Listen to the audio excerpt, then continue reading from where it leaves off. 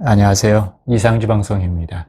이 시간은 예배에 대하여 6번째인데 우리 예배를 받았다는 것을 어떻게 아느냐 하는 점을 말씀드리겠습니다.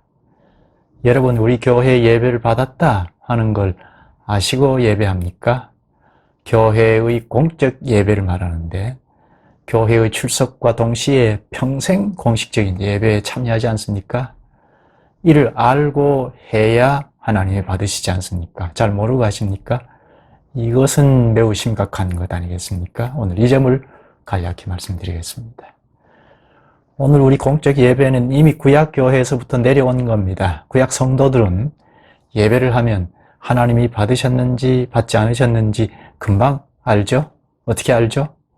제사장이 성소에 들어가서 제사를 무사히 마치고 죽지 않고 밖으로 나오면 예배를 받은 걸 알지 않습니까? 백성들이 밖에서 기도하면서 기다리다가 제사하고 나오는 제사장을 보고 우리 예배를 받으셨구나 하는 걸 확신합니다. 제사하는데 죽지 않고 나왔기 때문이죠. 안 받으면 성소에서 죽고 나오지 못하게 되죠. 구약교회가 처음으로 제사하는 자리에서 레위기 10장이죠. 아론의 아들 나답과 아비후가 첫 제사를 드리다가 그 자리에서 죽습니다. 하나님께서 가르쳐 주신 예배의 절차를 무시하고 다른 불을 드리다가 그 자리에서 죽었습니다. 하나님의 말씀대로 예배하지 않으면 그 자리에서 죽는다는 것을 잘 보여줍니다. 죽으면 예배를 안 받는 것 아닙니까? 살아서 나오면 하나님이 받으시는 겁니다. 그걸 성도들이 다 알았습니다. 이 문제는 성소 안에서 이미 알 수 있는 문제입니다. 제사장은 말할 것 없고 밖에서 기다리던 백성들도 예배 중에, 제사 중에 알 수 있습니다. 먼저 제사장은 제사 집례를 할 때 오차 없이 하나님이 가르쳐 주신 예배 절차를 따라서 집례하면 죽지 않습니다. 그러면 지금 우리의 예배를 받으신다 하는 것을 알지 않습니까? 분향한다든지 번제단에서 불을 가지고 성소를 드나들 때 하나님의 말씀대로 집례하면 일단 주께서 예배를 받으시는 거죠. 죽지 않으면 하나님이 받으시는 겁니다. 특히 당시 성소는 지성소에서 하나님이 영광의 구름으로 밝은 빛으로 임재하시지 않습니까? 그 하나님 앞에서 제사 행위를 하거든요. 하나님의 말씀을 들으면서 제사합니다. 참고로 시편 108편 7절에 하나님이 그 성소에서 말씀하셨다 합니다. 하나님께서 말씀하시는 걸 들으면서 제사를 하는 겁니다. 죽지 않고 계속 집례를 하고 있으면 하나님이 예배를 받고 계시는 겁니다. 안 받으시면 그 자리에서 죽습니다. 이게 오늘 예배에서도 똑같습니다. 우리가 말씀을 들으면서 예배하는 것과 똑같습니다. 설교가 매우 중요하죠. 매우 중요한 게 설교인 것을 우리가 아주 심각하게 고민해야 합니다. 아론의 아들이 최초에 예배할 때 하나님이 주신 불이 아닌 다른 불을 가지고 예배하다가 그 자리에서 죽었습니다. 예배를 안 받은 거죠. 레위기 10장 1절을 보면 여호와께서 명령하시지 아니하신 다른 불을 담아 여호와 앞에 분향하였더니 합니다. 여기 분향은 성도들의 기도입니다. 여호와께서 명령하시지 아니하신 기도, 예배 기도를 하여 그 자리에서 죽었습니다. 하나님이 가르치신, 하나님이 명령하신 대로 기도하는 게 아주 중요하죠. 살 길이죠. 공적 예배 기도가 이처럼 중요합니다. 기도하는 것으로 예배 실패를 금방 알 수 있죠. 받으시는지 안 받으시는지 금방 알 수 있습니다. 그리고 성소 밖에서 기다리는 백성들은 제사 중일 때 우리 예배 안 받는다 받는다 하는 것을 어떻게 알았을까요? 제사장이 성소에서 움직이는 걸 보고 알 수 있죠. 제사장이 집례 중이면 움직이니까 방울 소리가 납니다. 제사장 옷에는 방울을 달아놨거든요. 출애굽기 28장을 보면 제사장 옷을 만들 때 금방울을 달아라 하시는데 성소에 들어갈 때는 이 방울이 달린 옷을 입고 들어갑니다. 그러면 움직이는 동안은 소리가 나겠죠. 소리가 나는 동안은 우리 예배를 받고 계신다는 것을 아는 겁니다. 만약 방울 소리가 나지 않으면 제사장이 죽은 거죠. 우리 예배를 안 받으셨구나. 금방 알지 않습니까? 전승에는 제사장 발목에 줄을 매달아 놨다고 하는데요. 백성들은 성소에 들어갈 수 없으니까 제사장 발목에 줄을 매달았다가 소리가 나지 않을 때 죽은 거니까 줄을 잡아당겨서 시체를 밖으로 끌어낸다고 합니다. 전승에 그렇습니다. 성경에는 흔적이 찾기가 어려운데요. 이처럼 예배를 실패하지 않기 위하여 제사장의 임무가 막중했습니다. 자칫하면 죽을 수 있으니까요. 예배 절차 하나도 하나하나가 오차 없이 하나님이 일러주신 대로 해야 합니다. 어떻게 해야 합니까? 외워서 하는 거죠. 하나님이 가르쳐 주시는 것을 다 외워서 오차 없이 할 수 있습니다. 예배 절차는 레위기잖아요. 하나님께서 일일이 이렇게 하라 하고 제사법을 가르쳐 주셨는데 명령하신 대로 말씀대로 오차 없이 해야 합니다. 할 수 있을까요? 하나님이 할 수 없는 걸 주실 까닭은 없죠. 구약 백성은 태어나면서 말하기 시작하면서부터 율법을 다 외웁니다. 레위기부터 외웠습니다. 레위기가 예배 모범이지 않습니까?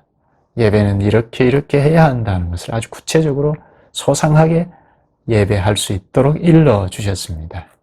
그러므로 오차 없이 다 할 수 있습니다. 잊어버릴 수 있으니까 적어둔다든지 하면 보면서 했을 것입니다. 그런데 이들은 다 외웠으니까요. 어릴 때부터 잊어버릴 까닭이 없죠.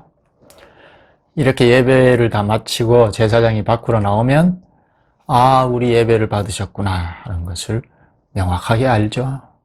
또 제사장이 밖으로 나오면 가만히 있지 않지 않습니까? 축복 선언을 합니다. 오늘 축도의 출발인데요. 그동안 밖에서 기다리고 있던 백성들에게 복을 선언합니다. 그러면 과연 우리의 예배를 받으셨다 하는 것을 확실하게 증명하죠. 누구나 다 알고 복을 받아서 기쁨으로 집으로 돌아갑니다. 그 복 선언이 민수기 6장 4절에서 6절인데 오늘날 축도와 같습니다. 축도가 매우 중요한데 이건 나중에 예배 각 순서를 좀 더 다룰 때 축도도 좀 더 말씀드리겠습니다. 계속 시청하시면 도움을 드리겠습니다. 제가 한 곳을 읽겠습니다. 신약성경 누가복음 1장인데요. 누가복음 1장 9절 10절입니다. 제사장의 전례를 따라 제비를 뽑아 주의 성전에 들어가 분향하고 모든 백성은 그 분향하는 시간에 밖에서 기도하더니 이때는 구약이죠. 신약 성경이지만 구약과 교차 지점에 있습니다. 제사장들이 제비를 뽑아서 담당자가 뽑히면 성소에 들어가서 분향했는데 이 분향 시간에 모든 백성이 밖에서 기도하면서 기다립니다. 이처럼 구약 성도들은 제사장이 제물의 피를 들고 성소에 들어갈 때 자기 죄와 가족과 민족의 죄를 위하여 엎드려 기도의 향을 태워서 올렸습니다. 분향은 기도입니다. 제사장이 피운 향은 모든 백성들이 주님께 올리는 기도의 향입니다. 공예배의 기도가 매우 중요하죠. 명령하시지 않은 다른 향, 기도를 가지고 할 수 없습니다. 밖에서 백성들이 기도하면서 기다리다가 제사장이 무사히 집례하고 나오면 우리의 예배를 받으셨다 하고 확증을 합니다. 그때 공적으로 복을 선언합니다. 그러면 모든 회중들이 여호와의 모든 말씀을 우리가 준행하리이다 하고 맹세합니다. 확실하게 증명하면서 집으로 돌아갑니다. 과연 우리의 예배를 받으셨다는 객관적인 증명을 보고 복을 선언받아서 집으로 돌아가는 것입니다. 이게 축도입니다. 그러면 오늘 우리는 예배를 받으시는 것, 우리의 예배는 하나님께서 받으셨는지 받지 않으셨는지 어떻게 합니까? 이미 앞에서 살짝 언급했는데 좀 더 설명을 붙이면 공예배인데 개인적으로 각자 나름대로 확신을 가지면 됩니까? 우리 예배를 받으셨다 하고 주관적인 확신 가지고 됩니까? 이는 예배의 실패이죠. 구약 성도나 똑같은 정신인데요. 같은 하나님께 같은 하나님의 백성들이 부복하고 절하는 것이니까 구약이나 오늘 우리나 원리는 같습니다. 다만 다른 점은 예배하는 방식이 다르죠. 구약은 제사로 예배하지 않습니까? 신약에는 이미 십자가에서 예수님이 단번에 완전한 제사를 드렸습니다. 제사장도 되시고 제물도 되신 예수님께서 단번에 완전한 희생 제사를 드렸습니다. 이제 두 번 다시 제사할 필요가 없습니다. 그래서 구약 백성과 달리 또 제사하고 또 제사하고 하는 것은 없습니다. 단번에 완전한 제사를 드렸으니까요. 그러면 이제 예배는 없는 겁니까? 구약 때나 지금이나 정신, 그 원리는 같죠? 무엇입니까? 단 한 번 완전한 희생제사의 효력을 힘입어서 예배하는 것입니다. 즉 그리스도의 대속의 효과, 공효를 입지 않고 합당치 않게 가면 죽습니다. 나답과 아비후가 하나님 명하지 않는 불을 취하여 예배했다가 죽었습니다. 즉 공교회의 예배가 죽음의 길인지 생명의 길인지 가르는 겁니다. 이렇게 중요한 예배를 나름대로 개인주의로 열심히 하기만 하면 하나님 받으시느냐? 그리스도의 대속이 있으니까 우리는 너무도 쉽게 가려고 합니다. 하나님이 명하시지 않은 말씀, 다른 불을 가지고 하나님 앞에 서려고 합니다. 그러면 우리도 나답과 아비후처럼 죽음에서 벗어날 수 없습니다. 물론 하나님의 진노의 불은 예수 그리스도께서 다 받으셨습니다. 우리의 제물이 되신 그리스도의 죽음으로 다 무마되었습니다. 그 때문에 우리는 안 죽습니다. 그리스도의 대속의 공로를 힘입어서 가면 누구든지 합당하게 하나님 앞에 담대히 나아갈 수 있게 되었습니다. 그런데 그렇다고 구약 당시 하나님이 명하지 않은 다른 불을 가지고 가면 안 되는 것처럼 하나님의 말씀, 명령하신 말씀이 아닌 다른 말씀을 가지고 가면 예배를 받지 않으시죠? 계시된 주님의 말씀을 가지고 가야 합니다. 죽지는 않지만 하나님이 안 받는 예배일 수 있습니다. 주님이 가르쳐 주신 말씀을 가지고 예배해야 합니다. 지난 시간에 성령 안에서 진리 안에서 예배하라 했듯이 말씀을 가르쳐 주신 대로 그 말씀을 가지고 주님 앞에 가야 합니다. 물론 처음부터 말씀을 가질 수 없으니까 잘 배워야 합니다. 잘 가르쳐야죠. 배운 말씀을 가지고 주님 앞에 가야 합니다. 예배를 드리면서 아무런 말씀의 깨달음이 없이 주님 앞에 갈 수 없습니다. 설교의 책임이 굉장히 크다는 건데요. 성서에서 말씀을 들으면서 예배했지 않습니까? 그처럼 말씀을 들으면서 예배합니다. 성경 낭독도 말씀을 직접 듣는 거죠. 설교도 그리스도의 말, 하나님의 말을 대언하는 거니까 주님의 말을 들으면서 예배합니다. 그래야 합니다. 그런데 설교가 대언이 아니면 예배는 실패이죠. 아무리 정성을 쏟아서 다 해도 예배는 실패입니다. 하나님이 안 받으십니다. 주님이 가르쳐 주신 무엇을 가지고 가야 하지 않겠습니까? 우리 스스로는 못 갑니다.